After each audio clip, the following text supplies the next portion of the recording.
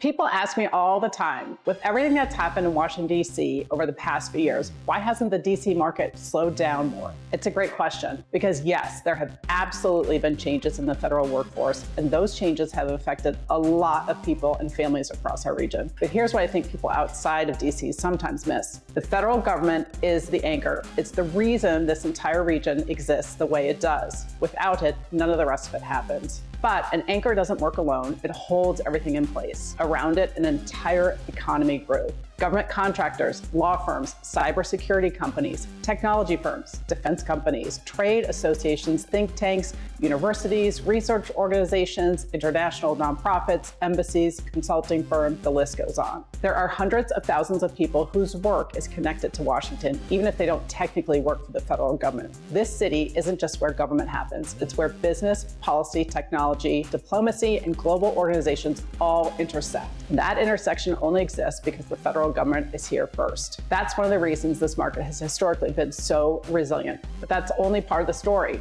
Go back to the early 90s. That's when you start to see technology show up here in a real way. A company called AOL was building its home base right here in Northern Virginia, back when almost nobody had heard of the internet. That moment mattered. It planted something. Over the next few decades, Northern Virginia quietly became one of the biggest technology hubs in the world. If you've heard people talk about the Dulles Technology Corridor, that stretch through Tysons, Reston, Herndon, Ashburn, and Loudoun County, that's where you're seeing incredible growth in cloud computing, artificial intelligence, cybersecurity, software engineering, and data centers. Some of the world's largest technology companies have invested billions of dollars right here. So technology didn't replace the region's economy. It became a second engine running alongside the one the federal government built. And when you combine those industries with one of the most educated workforce in the country, something interesting starts to happen. Companies want to be here because talented people are here. Talented people move here because the opportunities are here. Families stay because of the schools, the neighborhoods, the parks, the restaurants, the cultural institutions, and everything that makes this region such a great place to live.